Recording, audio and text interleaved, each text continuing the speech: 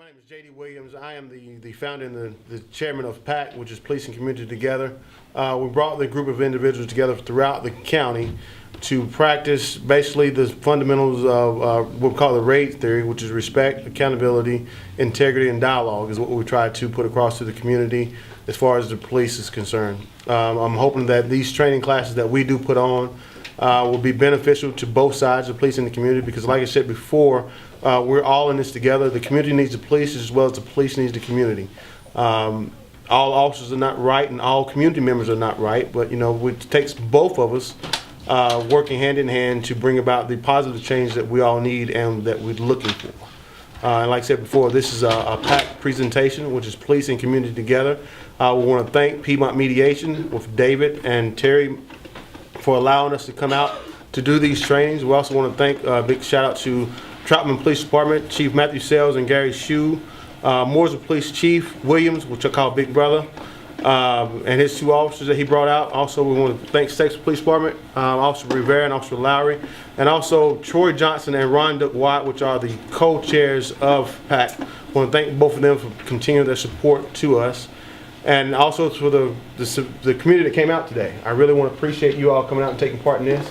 I hope that you all took something positive away, because I know we did. And in the future, if you have any run-ins, positive and negatives with the police department, by all means, just like Chief Williams said, his door is always open in Mooresville, which I'm sure Chief Barone is the same way, and also Sheriff Darren Campbell, that if you have anything positive that you want to just say about the officers they work for, they'll love to hear it. And by all means, if anything that you feel that is on your heart that is in a negative way, as far as the respective department or officers, they want to hear that also. That's the only way you're going to bring about the positive change that we need, is if the people at the higher ups know what's going on. Well, the reason why we're here and the reason why it's so important is that we educate people on the facts and not the innuendo of what happens during the traffic stop. So we're going to run through a couple of mock traffic stops, and during this process, you should be able to see how the officers interact in true nature with citizens, and what the citizens should do. Along the way, I'll be instructing what the citizens should do during this point at the traffic stop. Trooper McLean from the Highway Patrol is also here. He'll be doing a little bit talking about what you should be doing if you're stopped by an officer. So it's to educate more than anything else. People have the facts and not the rumors, not the innuendo, but the real deal of what happens on the traffic stop. Absolutely. So we're going to continue here, and we're going to watch Officer Meade and our Register of Deeds continue the traffic stop.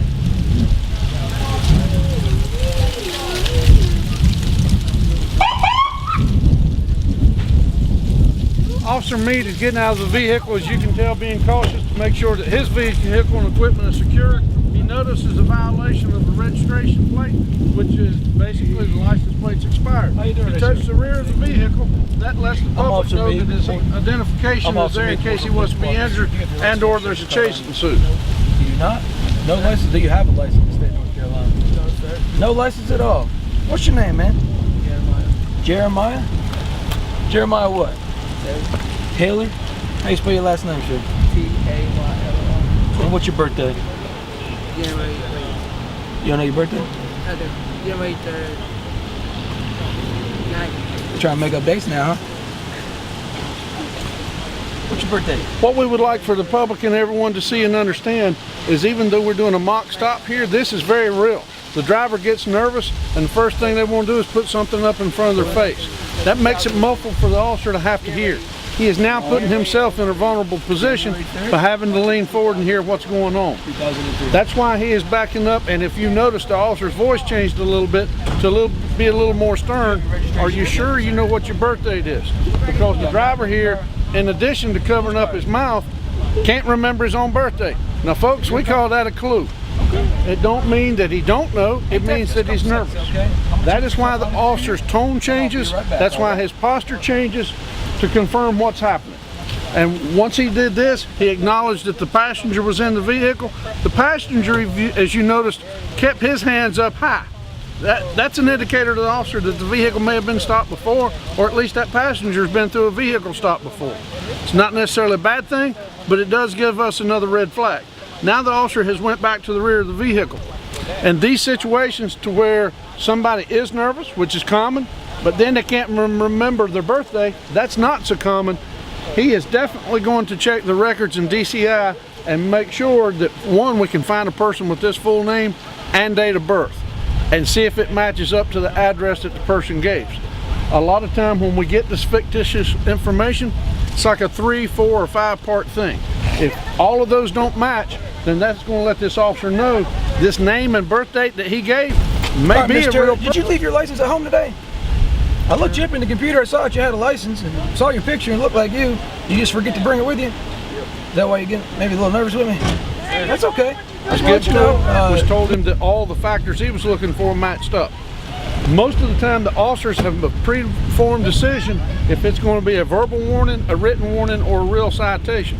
That's how they're trained in rookie school to make these decisions made. A lot of folks think that it happens up here at the window. It don't. It's based off of his normal experience, his normal routine. There is not a specific policy procedure that says, in this instance, we always give a verbal warning, or in this instance, we always give a written citation, or in this instance, we always arrest. Officer discretion comes to play on most all activities that happen on a vehicle stop.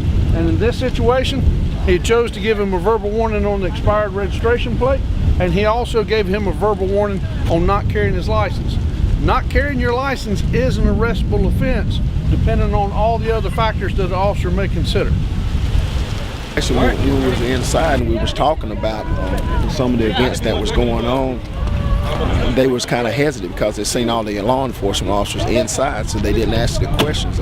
One of the questions I asked, have they ever encountered an event where the police officers were aggressive or they feel that they had violated their rights?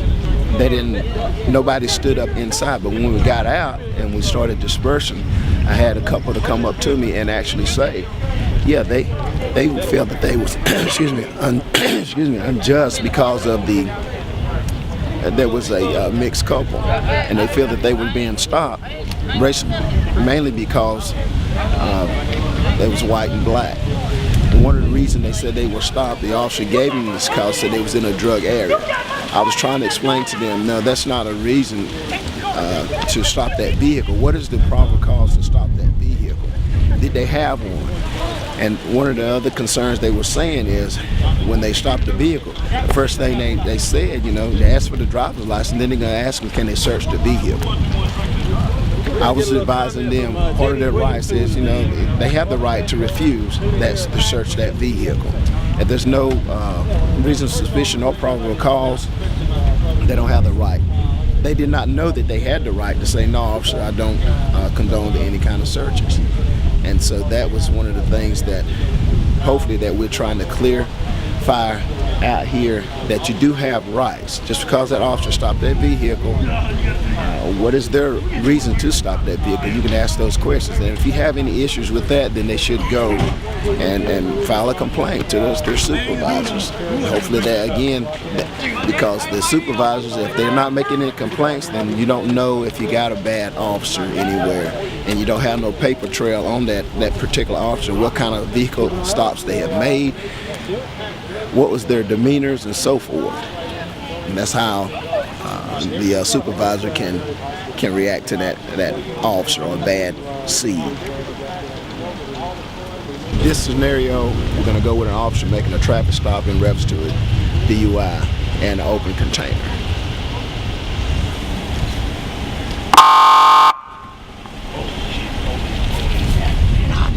Put that. Police coming, man. Police coming. How you doing, sir? I'm Officer Dean with Mooresville Police Department. The reason why I'm stopping you're all over the road back there. You cross this double, you got a line, you also ran off the road to the right. The reason why you're driving like that? I had a few beers. Yes, sir. Okay. Had a few ones. You have your driver's license registration on you? No, sir. No, sir. Okay. I had a few beers on me. Okay. What's your name?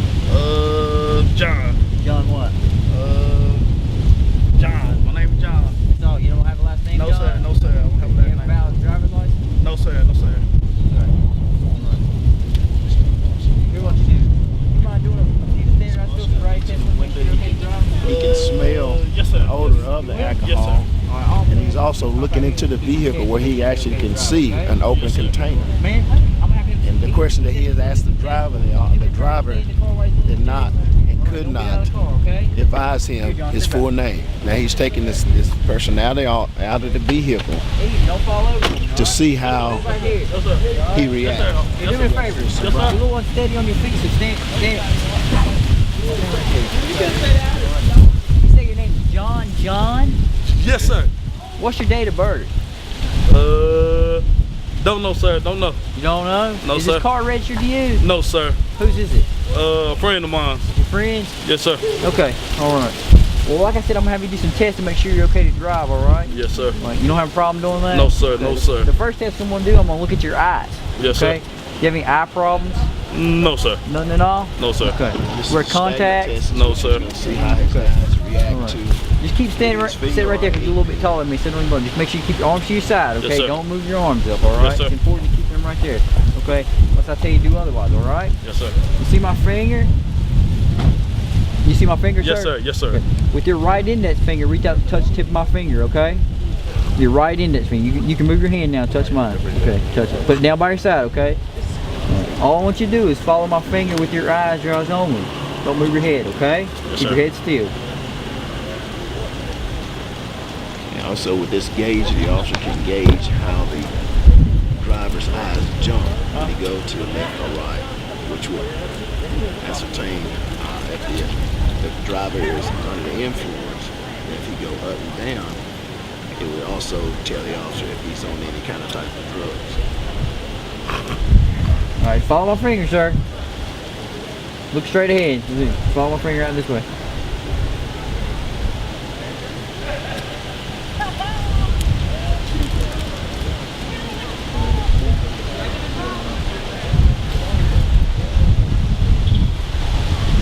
Alright, we're almost finished. Hold on.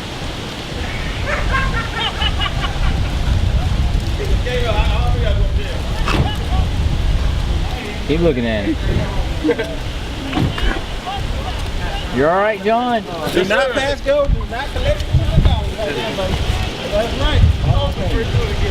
Okay, again, he's going up and down, which would indicate if a person is on drugs, the way the eyes respond or the way they jerk. Right here, John. Now he's going to get him to do sobriety as far as lifting his legs approximately 5 inches or walk this white line. He cannot walk that white line. Okay, 9, go to those steps. Count one step out loud, okay? In the solid white line. Count out like this. 1, 2, He's giving him instructions 3, how all the way he to 9. wants him to It's conduct important that this you look at test. while you're walking, keep it off to your side. Alright, if you took the straight number 9 steps, you end up on your left foot. At that time, take a series of small steps like this, pivot to your left, take 9 steps back. Okay?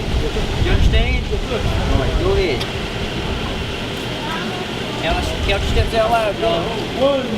Again, the officer is also looking to see how many times they fall off that white line and also if he counts.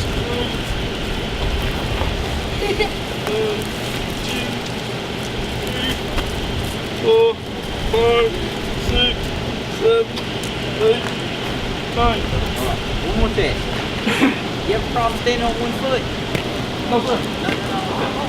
Well, I tell you to, I want you to raise one foot 6 inches off the ground. I don't care if it's your right, I don't care if it's your left. You choose, okay? Again, Raise sometimes 6 inches off the ground, you count the out. reason the officers is giving a 2001, series of 2003, these different types of tests because even when what you're doing now, somebody could have some problem with their legs or ankles and stuff, and they can't either walk correctly or either stand.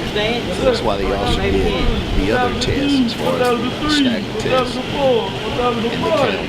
1006, 1007, 1008, 1009, 1010, 1011. Again, the officer at this time, he has established that this person would be more likely arrested for driving under the influence. And he's asking some questions right now. And he's going to take him into custody because of his actions at this time. He's making an arrest now.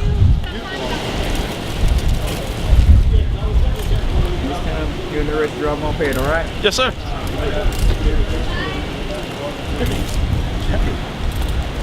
All right. My car for me. Make sure you got anything on you, alright? Alright. Alright.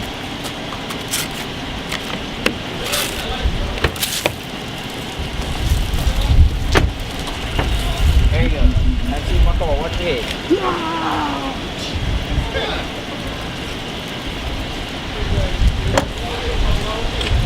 Thank y'all. That would do it. That's the way it works. That's what you don't want. Vehicle stop there. So you're seeing several different kinds of stops, right? You're seeing one where we have to approach from the passenger side. You're seeing one, we're going to go back over here in a minute, and we're going to see one where maybe somebody jumps from the car and takes off and runs, and what happens. So there are a lot of different aspects that can happen when you're encountering a vehicle stop that all the factors are unknown. You don't know who this person is, so you don't know if they just came from church or if they just came from a homicide. You just don't know. And there have been situations where people have come from both. So we're always cautious and we're always professional.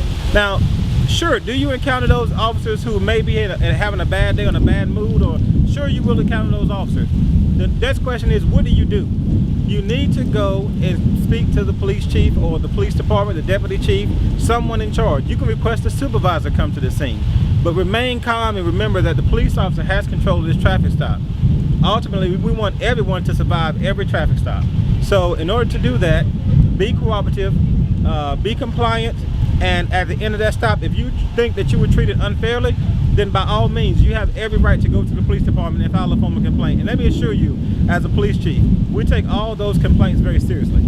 They are not under investigated. So please share with us your concerns, whether they are positive or negative, about our officers. Part of what our they're doing out there. organization is with the PAC is to make everyone aware of what we're trying to do, especially with our younger youth, because that is our future.